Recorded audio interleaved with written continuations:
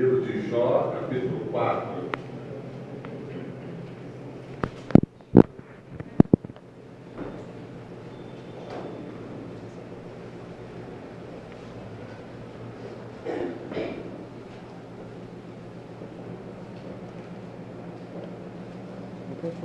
Antes do livro de Salmos, para quem não achou ainda.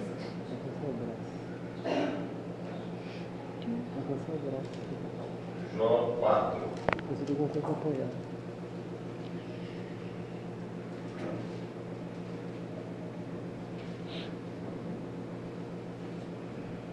Todo mundo achou? Amém.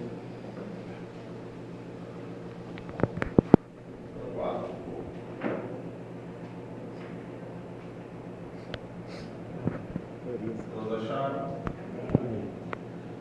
Temos então? Então respondeu Elifaz, o temanita, e disse: se tentar alguém falar-te, enfadar-te-ás, quem todavia poderá conter as palavras? Eis que tem ensinado a muitos, e tens fortalecido mãos fracas. As tuas palavras têm sustentado os que tropeçavam, e os joelhos vacilantes tens fortificado. Mas agora, em chegando a tua vez, tu te enfadas. Sendo tu atingido, te perturbas. Porventura não é o teu temor de Deus aquilo em que confias, e a tua esperança a retidão dos teus caminhos? Lembra-te, acaso já pereceu algum inocente? E onde foram os retos destruídos? Segundo eu tenho visto, os que lavram a iniquidade semeiam o mal, isso mesmo eles cercam. Com o hálito de Deus perecem, e com a sopro da sua ira se consomem. Cessa o bramido do leão, e a voz do leão feroz, e os dentes dos leõezinhos se quebram. Perece o leão, porque não há presa, e os filhos da leoa andam dispersos. Uma palavra se me disse em segredo, e os meus ouvidos perceberam o sussurro dela. Entre pensamentos de visões noturnas, quando o profundo sono cai sobre os homens, sobrevieram-me o espanto e o tremor, e todos os meus ossos estremeceram. Então o Espírito passou por diante de mim, fez-me arrepiar os cabelos do meu corpo. Parou ele, mas não lhe discernia a aparência. O vulto estava diante dos meus olhos, houve silêncio, e ouvi uma voz.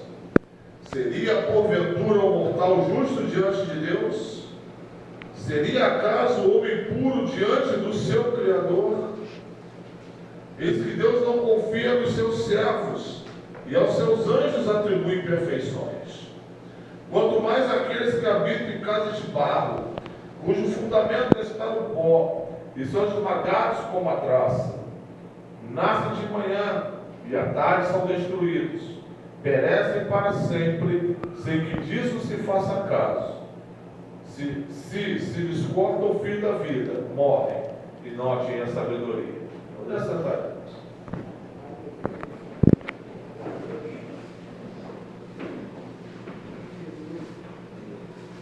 O livro de Jó, a história de Jó, está entre os livros sapienciais do Velho Testamento, livro de sabedoria, junto com o Provérbio, junto com o Eclesiastes, está o livro de Jó. É o livro que trata da sabedoria, sabedoria para a vida, sabedoria de como viver. É um livro muito antigo, é um livro que está mais ou menos no meio da Bíblia, mas ele deveria estar mais no início, porque ele é um livro que oscila mais ou menos essa história perto do período do livro de Gênesis, bem no começo mesmo, bem no princípio das coisas. Jó, para quem não conhece a história, era um homem justo e temente a Deus e que se desviava do mal. Era um servo de Deus fiel. A Bíblia diz que Jó fazia sacrifícios por ele mesmo, sacrifícios pelos seus filhos, e ele dizia assim: será que por acaso pode meus filhos ter pecado? Então ele já fazia sacrifícios preventivos. Ele já adorava pelos seus filhos de forma preventiva, porque ele não sabia se eles pudessem ter pecado ou não. Então já faziam essa oração, já fazia esse tipo de confissão diante de Deus, sacrifício diante de Deus, para cobrir possíveis pecados. E o que acontece é que um belo dia, o Senhor está reunido com os seus servos e Satanás comparece diante deles. E Deus pergunta a Satanás de onde vem. Satanás diz: andar pela terra e passear por ela. E Deus diz: viste meu servo Jó, homem íntegro, temente a Deus, ninguém há como ele, reto, se desvia do mal. E ali começa Satanás então a lançar uma prova, a lançar uma desconfiança. Não desconfiança para Deus, porque Deus, ninguém é tentado e ninguém tenta. E Deus não pode ser tentado pelo mal. E Deus, ele não entrou nisso por causa das palavras de Satanás, mas Satanás diz assim: olha, deixa que toque nas coisas materiais dele, e você vai ver se não blasfema na tua face. Depois diz: olha, deixa que toque na carne dele, deixa que toque na pele dele, deixa que ele tenha enfermidade, vai ver se não blasfema da tua face. E é muito interessante que Deus permite, só não toca na vida, e Satanás vai então e ele faz uma bagunça na vida de Jó. Ele vira a vida de Jó ao avesso. Jó estava com a vida certinha, equilibrada, bem colocada diante de Deus, deu uma reviravolta. Parece que tudo vira na vida dele de repente. E ele então, em nenhum momento, isso é bem interessante, em nenhum momento ele atribui a falta a isso a Deus, ou atribui culpa a Deus, ou blasfema de Deus. Sua mulher, inclusive, diz: olha, por que você não amaldiçoa teu Deus e morre? Você ainda está fiel, você ainda está temente. Olha, se teu Deus não serve para nada, amaldiçoa ele e morre. E Jó diz: olha, eu recebi da mão de Deus o bem, não vou receber o mal. Você está louco, mulher? E a Bíblia diz que, e nisso tudo, em todas essas coisas, Jó não pecou com os seus lábios. Parece tremendo isso, não é? Diante de tamanha aflição, Jó não peca com os seus lábios. E o que acontece é que Jó tinha alguns amigos, 3 amigos. E 3 amigos que vão entrar na vida de Jó, por verem a situação que Jó estava vivendo, eles vão se assentar ao lado de Jó, eles vão ficar ao lado de Jó, contemplando a situação que Jó estava. Jó estava nesse momento raspando as suas feridas com um caco de telha. E Jó estava ali com tamanha aflição, passando um problema muito grande, eles não falam nada. Então Jó começa seu discurso no capítulo 3. Jó levanta um grave lamento pela sua posição e diz: poxa, para que eu vivi? Para que eu nasci? Seja amaldiçoado o dia em que eu nasci. Por que eu não fui um aborto? Ele está num grande processo ali de crise emocional. Jó está passando uma crise emocional tremenda. Jó está passando uma crise física tremenda. Ele está doente. Ele está passando uma crise material. Ele perdeu tudo. E por que não dizer também ele está passando uma crise espiritual? Porque ele não vê justificativas para aquilo que ele estava vivendo. Por que eu estou vivendo isso? E aí vai começar então, a partir do capítulo 4, seus amigos um a um tentarem explicar a Jó essa condição. Jó, por que você está vivendo isso? Eles vão tentar explicar. O problema é que quando a gente vê essas explicações, elas estão baseadas num senso de quase que de onipotência, de legalismo e de farisaísmo por parte dos amigos de Jó. Elas só aprofundam ainda mais o problema, elas não explicam o problema, elas aprofundam ainda mais. Elas revelam uma insensibilidade com a dor de Jó.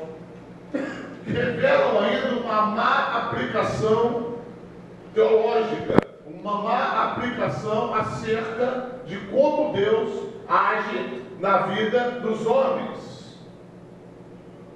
Algo que é muito comum hoje.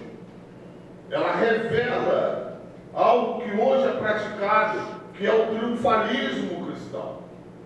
Algo que os cristãos colocaram na cabeça e que as igrejas têm ensinado que o cristão vive a sua vida como se ela fosse uma aventura sem percalços. Mas a vida, a nossa vida, não é uma aventura sem problemas. A nossa vida não é uma vida que vai de vento em proa, num céu de brigadeiro ou no mar de capitão, de almirante da marinha. Não é. A nossa vida tem momentos, tem situações, tem coisas que nós vivemos.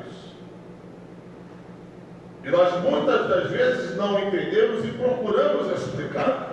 E porque procuramos explicar, por não conhecermos a causa, e muito por outro lado, não conhecermos a Deus, nós vamos buscando explicar e vamos aprofundando a nossa crise e aprofundando a nossa dor e a dor das pessoas.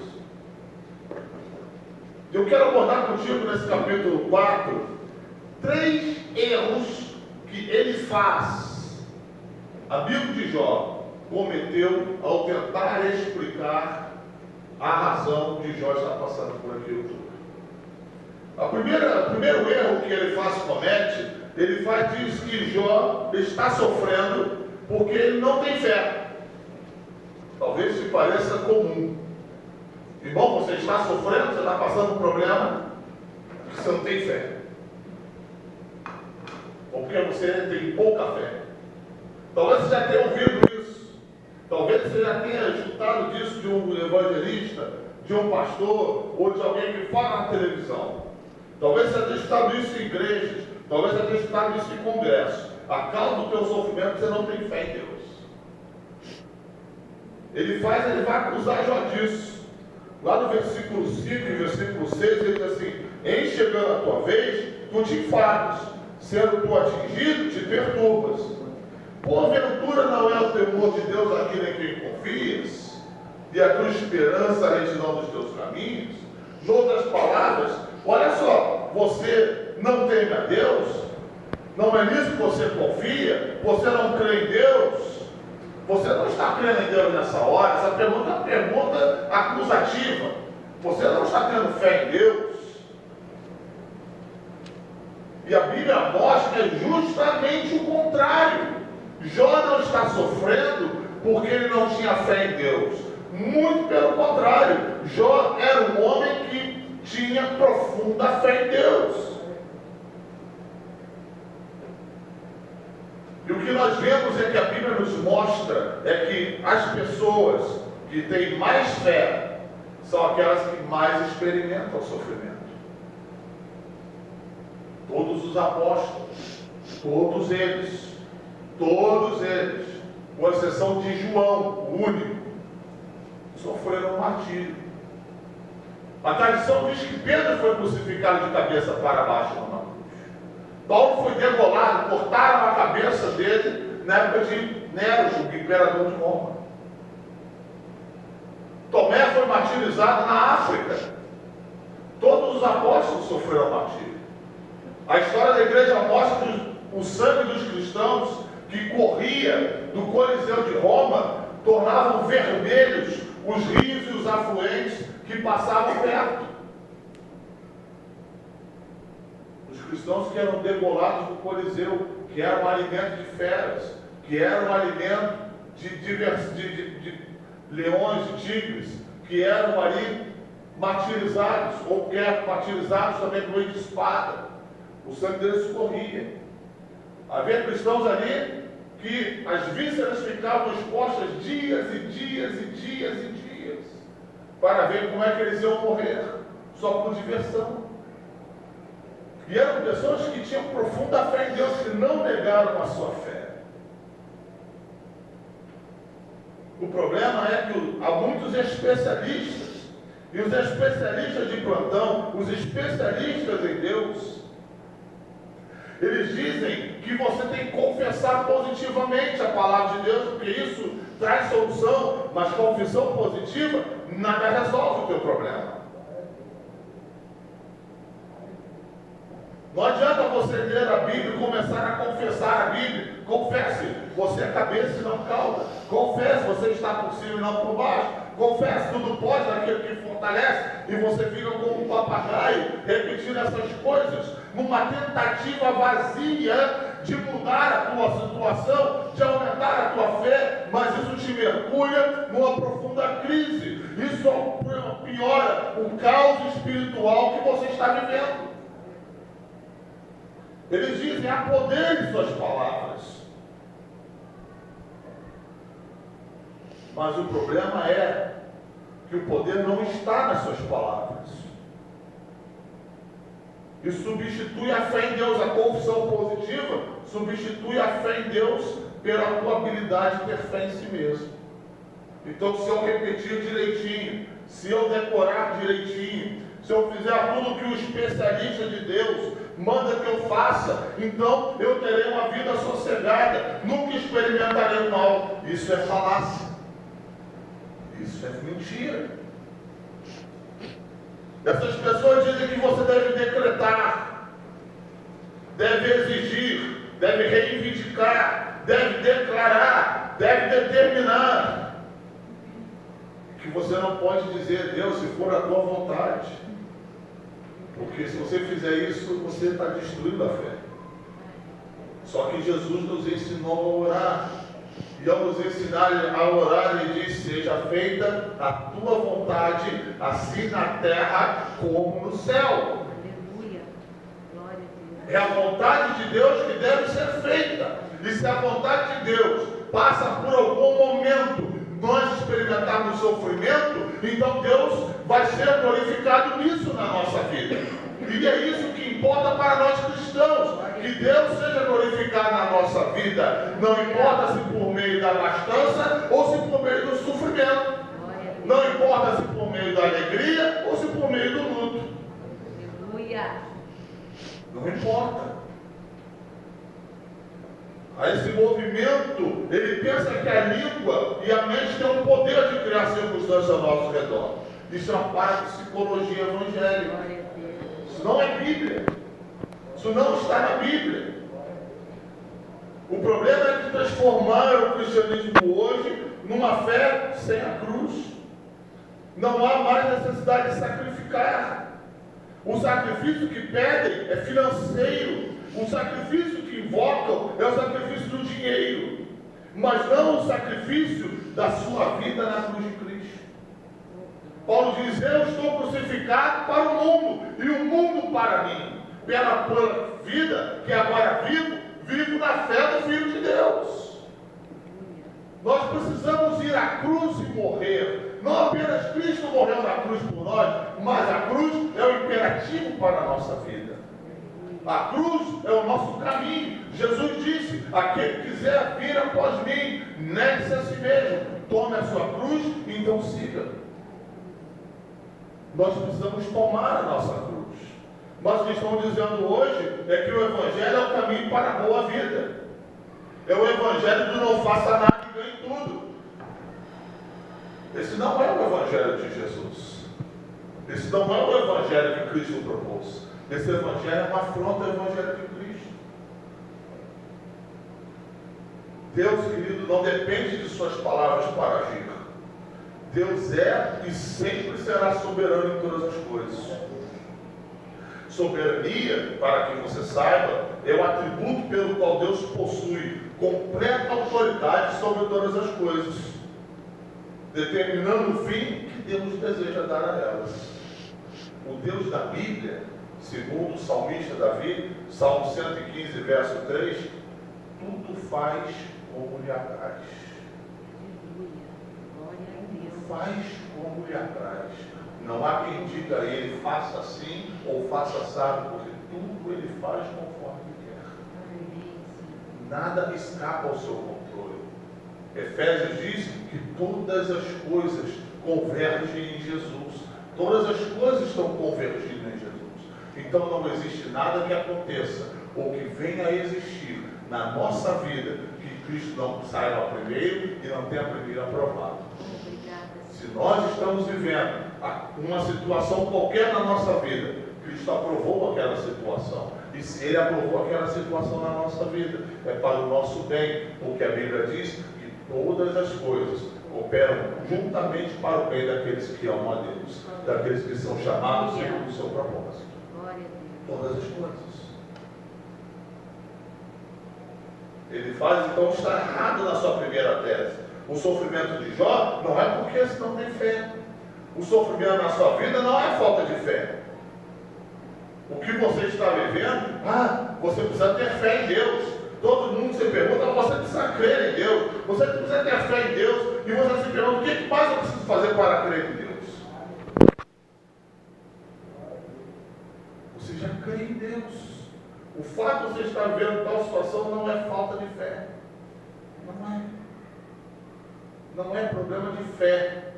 Mas vai gerar um problema de fé se você entrar nessa paranoia. Vai gerar um problema de fé se você começar a achar que não tem fé. E aí você vai entrar num processo de perda de identidade cristã. E essa perda de identidade cristã vai te levar invariavelmente ou se afastar de Deus ou ir para o gabinete de um psicólogo para lhe reorientar a sua vida. Porque eles estão ensinando o evangelho não de cura, mas estão ensinando o evangelho de doença. Porque o evangelho da condição positiva e da saúde total é o evangelho de doença, que causa doença, porque gera frustração, porque você nunca consegue alcançar o padrão que é colocado. E Deus não te deu um padrão para você não alcançar. Jesus é alcançável. Ele viveu como homem para que você tenha não somente um exemplo, mas um caminho para viver. Aleluia. Ele foi batizado nas águas, coisa que você pode fazer. Ele jejuou, coisa que você pode fazer. Ele cria em Deus, coisa que você pode fazer. Ele orava, coisa que você pode fazer. Glória a Deus. Ele não criou um padrão acima de qualquer coisa, não. Ele abaixou o padrão. A Bíblia diz que, sendo Deus, não o tomou por usurpação ser igual a Deus, coisa que se pode afirmar, mas ele esvaziou-se a si mesmo, Oh, glória a Deus. assumindo a forma de servo, e assumindo a forma, estando na forma de servo, esvaziou-se ainda mais, sendo obediente de morte e morte de cruz. Então Cristo se esvaziou, ele foi se desnudando, ele foi se diminuindo para atingir o nosso estado, para que nós possamos, de graça em graça, de glória em glória, contemplando a Jesus, sermos cada vez mais elevados, até atingirmos a plena estatura do varão perfeito. É Ele mesmo. Deus seja louvado. Ele é o padrão correto. Glória a Deus. O segundo erro que ele diz que o sofrimento de Jó é causado pelo pecado que ele cometeu. Talvez você já tenha ouvido isso também. Irmão, você está sofrendo? Você cometeu algum pecado? Mas pastor, eu não fiz nada. Tem que ter alguma coisa na sua vida. Deixa eu usar meu raio-x. Vou verificar. E começa a levantar essa vida, vira a sua vida ao avesso. Talvez a sua mãe tenha cometido, talvez a sua avó tenha cometido. Não, mas você deve ter pensado alguma coisa. E começa o inventário de pecados. Vamos fazer inventário.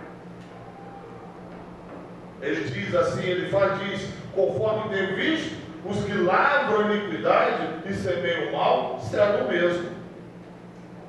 Ele apresenta aqui o argumento da causa e do efeito. Se alguém pratica mal, Deus julgará por isso. Jó, portanto, sofre por causa de algum pecado em sua vida, segundo a tese de Elifaz. Ele cria na doutrina da retribuição terrena, que se resume na seguinte proposição errada: se estamos bem com Deus, então não temos sofrimentos e perdas materiais. Portanto, se estamos em sofrimento e perdido coisas importantes, é porque estamos mal com Deus, a gente fez alguma coisa errada. A gente andou fora da linha, a gente pisou fora da faixa, a gente atravessou o sinal vermelho. Deus soprou o apito, para, você olha, passou o sinal a mais de 80 por hora. Isso está errado. O argumento da causa e do efeito, ele é válido, sim. Gálatas diz isso, para a gente não tomar de Deus, porque Deus não se deixa esclarecer o que o plano que o homem é aquilo que ele colhe, porém a aplicação está errada, porém a derivação está errada. Está errado. Por quê? Porque nem todo sofrimento tem como causa imediata o pecado. Jó era íntegro, Jó não havia pecado algum, e ele estava sofrendo não para o que ele tivesse feito. Não era a sua ação que estava motivando as suas perdas.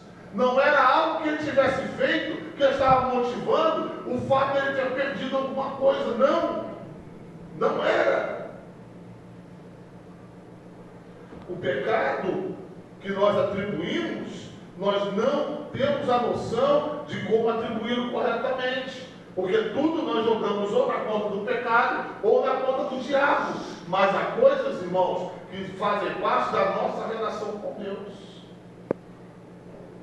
Nós vivemos a nossa vida como se nós somente nos relacionássemos com o inimigo.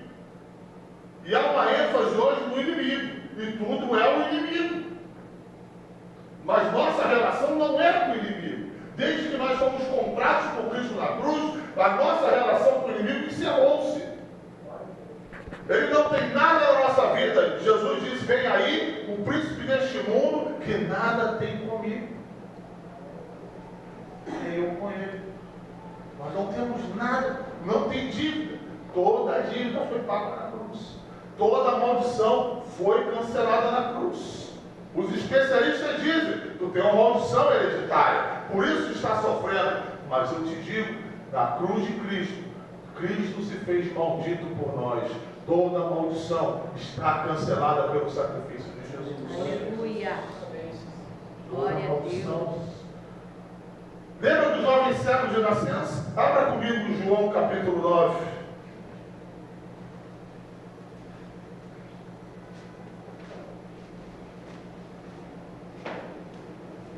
João capítulo 9.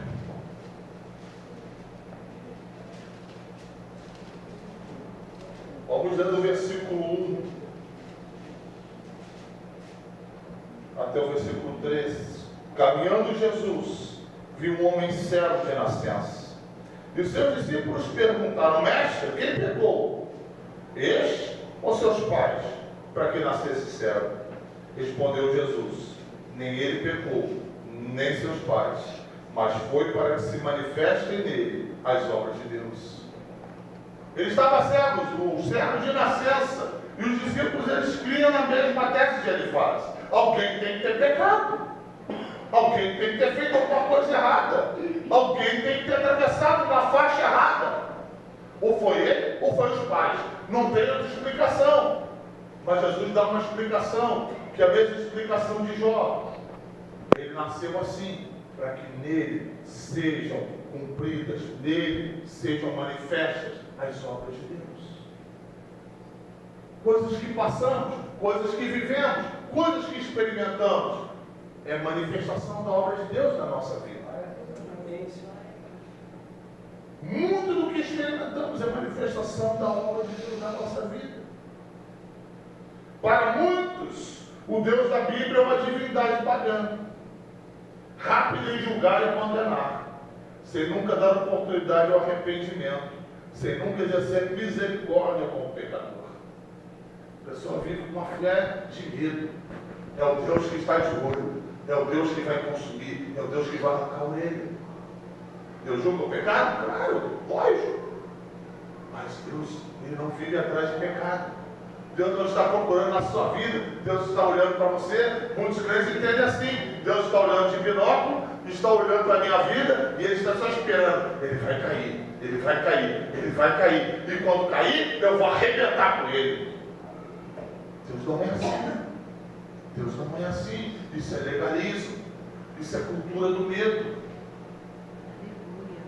Isso é cultura do medo. E as pessoas jogam essa cultura do medo para submeter você a uma situação onde elas podem exercer o domínio.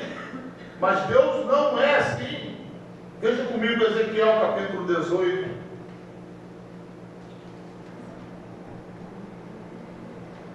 Ezequiel capítulo 18.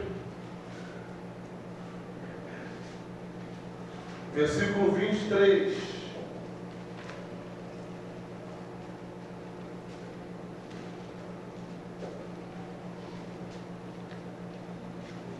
Acaso tenho eu prazer na morte do perverso? Diz o Senhor Deus.